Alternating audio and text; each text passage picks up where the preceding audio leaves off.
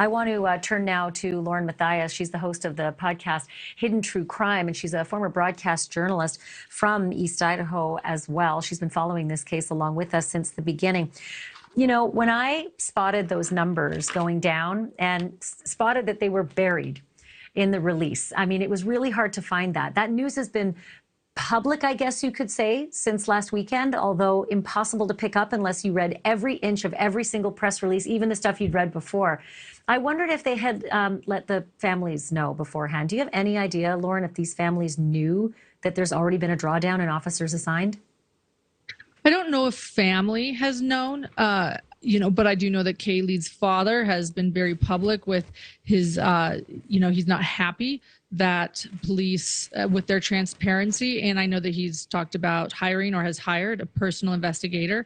But I do think also, I want to say that I do think it was intentional to release that on a weekend. But I do think I want to say that I think it's typical. You know, it's when you have a multi-agency investigation, it makes sense to bring everybody in when you don't know so much, and then as information comes, to streamline resources and to and to figure out what you need and where. So I actually find it hopeful, perhaps, that maybe we're going on to the next phase of the investigation. Maybe, they call it the analytics phase, and there's a lot of analytics that are going to need to be triangulated in this case.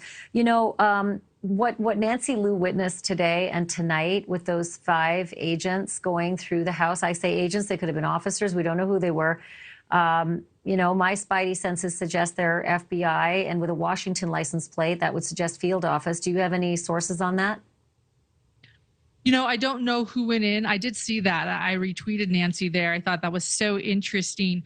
But, I don't know who it is, but I do know, according to that release, you pointed out that we do have fewer Moscow officials on this and more FBI.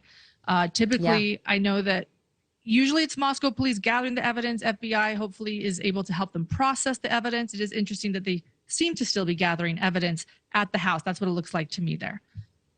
And they're good at this, right? You see how their body languages when they walk by Nancy and the bright cameras and the Klieg light, yes. They know to shade their faces. Local police don't always do that.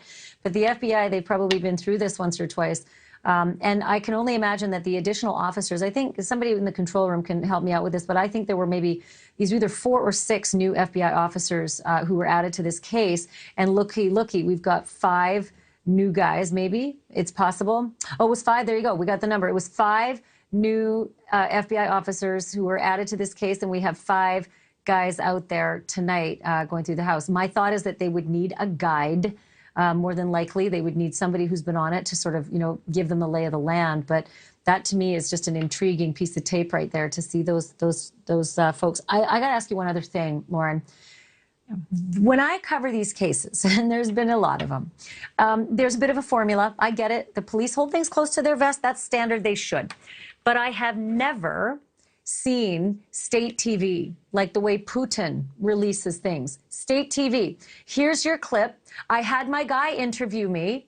You may not ask your own questions. You may not do follow-ups. I will give you the clips that are vetted, and I will send out state television. I have not seen that. And at a time when there's scrutiny, and there should be, it's odd. Am I just not in the right town? Is this the way things work in Idaho? Because I think not. No, I agree with you. I don't think this is the way it typically works. We haven't had a presser, for almost 2 weeks. I thought there was going to be one tomorrow, and now that looks like it's not true. And to be releasing these videos, reporters can ask questions. It's a very different thing. Yes, do we see them? And the questions are scripted. They're saying what they want to say. It's very, very curious. And I also think it leads to speculation, some dangerous speculation in the true crime community. I'm really hoping that we see a press conference soon where reporters can ask the questions they want to ask. Right. Exactly. Because there's still a ton of questions I have for the folks, who are working this investigation. Stuff they can answer. Stuff that they can answer that won't impede the investigation. Lauren, as always, it's good to have you. Thank you for giving us the perspective, especially from right there. It's important to know, what's going on the ground. So much appreciated. We'll have you back. Thanks again.